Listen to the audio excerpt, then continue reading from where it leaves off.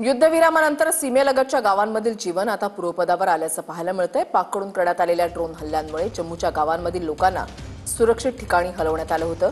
आता युद्धविरामानंतर जम्मूच्या गावांमधील जनजीवन हळूहळू पूर्वपदावर येतंय। भारत पाकिस्तानमध्ये सुरू असलेले युद्ध आता थांबलेलं आहे। मात्र या युद्धाच्या दरम्यान जम्मू काश्मीरमधल्या बॉर्डरवरच्या गावांना सगळ्यात जास्त फटका बसलेला होता आणि त्यांच्या सुरक्षेसाठी गावातल्या सगळ्या लोकांना गावाच्या बाहेर नेण्यात आलेलं होतं आणि त्यांना सुरक्षित ठिकाणी हलवण्यात आलेलं होतं।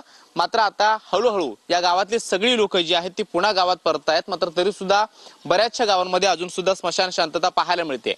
जम्मू मधल्या जिल्ह्यातल्या अनेक ठिकाणी सध्या गावांमध्ये जी बॉर्डरच्या अगदी नजीकच्या आहेत, अर्धा ते 1 किलोमीटरच्या अंतरातले आहेत, त्या गावांमध्ये अजून सुद्धा शांतता पाहायला मिळते आहे। गावातील लहान मुलं, त्याचबरोबर महिला आणि सिनियर सिटीजन अजून सुद्धा गावाच्या बाहेर सुरक्षित ठिकाणी आहेत। मात्र गावातला तरुण वर्ग आणि जे लोक आहेत ते आता हळूहळू गावामध्ये येताना पाहायला मिळतात। त्यांची वर्दळ गावामध्ये पाहायला मिळते। मात्र पाठीमागच्या बाजूला जर पाहिलं तर अगदी दूरपर्यंत ज्या गावातल्या गल्ल्या आहेत त्या पूर्णपणे शांततेमध्ये असल्याच्या पाहायला मिळतात आणि गावातली तरुण वर्ग आता हळूहळू गावामध्ये परतत आल्यानंतर काल संध्याकाळी 5 वाजता सीज फायर झाल्यानंतर म्हणजे युद्ध थांबल्यानंतर जी घोषणा करण्यात आली त्यानंतर सुद्धा 3 तासानंतर पाकिस्तानकडून कुरापती सुरू झालेल्या होत्या। काही ठिकाणी जे सीमेवरती गोळीबार असेल किंवा तोफगोळे असतील ते डागले जात होते। शेलिंग मोठ्या प्रमाणामध्ये होत आणि म्हणून गावातल्या लोकांनी येणं टाळलेलं होतं। इथल्या सगळ्या यंत्रणांनी त्यांना येण्यापासून विरोध केलेला होता। मात्र आता गावामध्ये वर्दळ सुरू झालेली आहे।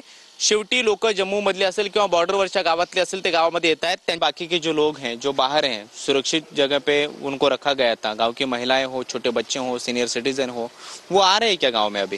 अभी तकरीबन नहीं आए हुए हैं। एक दो आदमी घर का आया हुआ है, बाकी सभी पीछे ही हैं। अभी शेताची सुद्धा कामं आता हळूहळू लोकांनी सुरू केलेली आहेत। मोठ्या प्रमाणामध्ये या सगळ्या परिसरामध्ये शेताची कामं चालतात। मात्र 5 दिवसापासून ही सगळी शेताची कामं जी आहेत ती पूर्णपणे ठप्प होते आणि अखेर आता गावातील तरुण वर्ग असेल, महिला असतील, सिनियर सिटीजन असतील, ज्यांना सुरक्षित ठिकाणी हलवण्यात आलेलं होतं त्यांना हळूहळू आता गावामध्ये आणलं जातंय। कॅमेरामन रोहन पवार सोबत मी कृष्णा सोनारवडकर, TV9 मराठी, जम्मू काश्मीर।